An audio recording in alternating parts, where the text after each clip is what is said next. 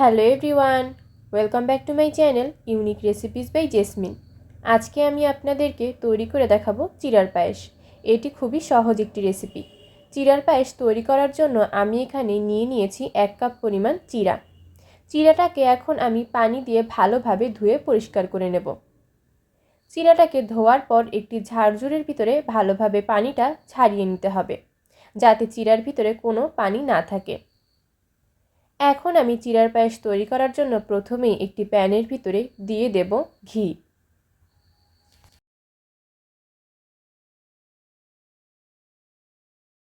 এখানে আমি 2 টেবিল চামচ ঘি ব্যবহার করেছি। ঘিটা গরম হয়ে গেলে এর ভিতরে আমি দিয়ে দেব কাজু বাদাম। কাজু বাদামটাকে হালকা বাদামি রঙের করে ভেজে নিতে হবে।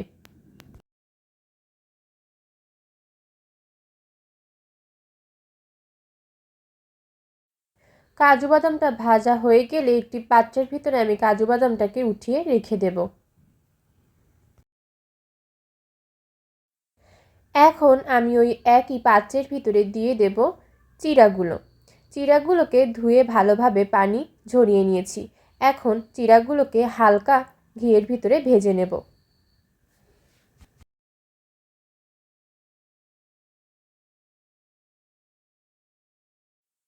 দু মিনিট চিড়াটাকে চুলার উপরে ভাজার পর চিড়াটাকে নামিয়ে ফেলতে হবে এবং চুলার উপরে আমি দিয়ে দেব 1 লিটার দুধ। 1 লিটার দুধকে জাল দিয়ে আমি হাফ লিটার করে নেব।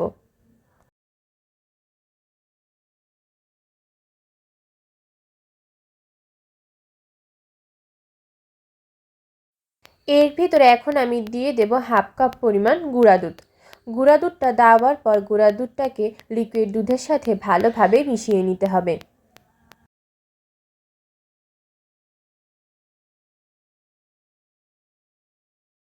এর ভিতরে দিয়ে দেব 4টি এলাচ। এলাচগুলো দেওয়ার পর এলাচগুলোকে দুধের সাথে ভালোভাবে মিশিয়ে নিতে হবে।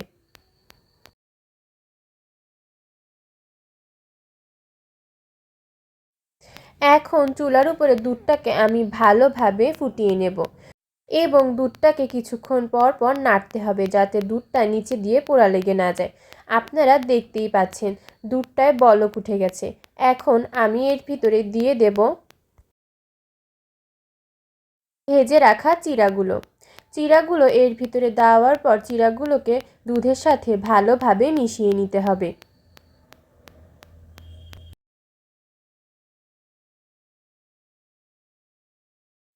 এখন আমি এর ভিতরে দিয়ে দেব হাফ কাপ পরিমাণ চিনি। চিনিটা দেওয়ার পর চিনিটাকে দুধের সাথে ভালোভাবে মিশিয়ে নিতে হবে। এখানে আপনারা আপনাদের টেস্ট অনুযায়ী চিনিটা ব্যবহার করবেন। আপনারা যদি কম চিনি খান তাহলে এর থেকেও কম পরিমাণ চিনি আপনারা ব্যবহার করতে পারেন। আর যদি আপনারা বেশি চিনি খান তাহলে এর থেকে বেশি পরিমাণ চিনিও ব্যবহার করতে পারেন। এখন আমি এর ভিতরে দিয়ে দেব স্বাদ মতো লবণ।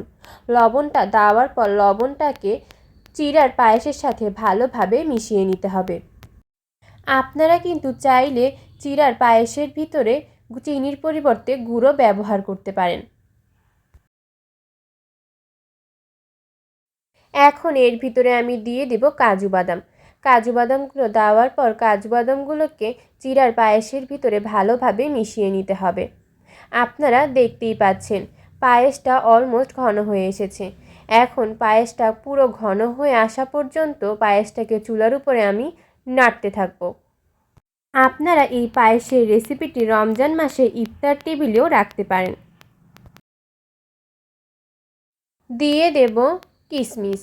কিশমিশটা দেওয়ার পর কিশমিশটাকে পায়েসের সাথে ভালোভাবে মিশিয়ে নিতে হবে। পায়েসটাকে আমাদের অবশ্যই কিছুক্ষণ পর পর নেড়ে দিতে হবে, যাতে পায়েসটা নিচে দিয়ে পোড়া লেগে না যায়। পায়েসটা যদি নিচে দিয়ে পোড়া লেগে যায় তাহলে পায়েসটা খেতে ভালো লাগবে না, পোড়া পোড়া গন্ধ আসবে। তাই পায়েসটা রান্না করার সময় অবশ্যই আমাদের এটা লক্ষ্য রেখে পায়েসটা রান্না করতে হবে এবং পায়েসটা কিছুক্ষণ পর পর নেড়ে দিতে হবে। আপনারা দেখতেই পাচ্ছেন পায়েসটা পুরো তৈরি হয়ে গেছে। তৈরি হয়ে গেছে মজাদার চিড়ার পায়েসের রেসিপি। তাহলে আর দেরি কেন, এখনই তৈরি করে ফেলুন এই মজাদার চিড়ার পায়েসের রেসিপিটি। আজ তাহলে এই পর্যন্তই। আবার কোনো একদিন আপনাদের সামনে হাজির হয়ে যাব নতুন কোনো এক রেসিপি নিয়ে। আপনারা অবশ্যই এই রেসিপিটি বাড়িতে ট্রাই করবেন এবং আপনার পরিবার ও বন্ধুদের সাথে রেসিপিটি অবশ্যই শেয়ার করবেন। আপনারা যারা এখনও আমার চ্যানেলটি সাবস্ক্রাইব করেননি তারা প্লিজ আমার চ্যানেলটি সাবস্ক্রাইব করে ফেলুন, যাতে আমি কোনো ভিডিও দিলে সবার আগে পৌঁছে যায় আপনাদের কাছে, এবং পাশে থাকা বেল আইকনটি ক্লিক করে ফেলুন। ভিডিওটি যদি ভালো লেগে থাকে তাহলে অবশ্যই একটি লাইক দিবেন এবং আমার Facebook page unique recipes by Jesmin পেজটাতে একটি লাইক এবং ফলো দিয়ে রাখবেন। আল্লাহ হাফেজ।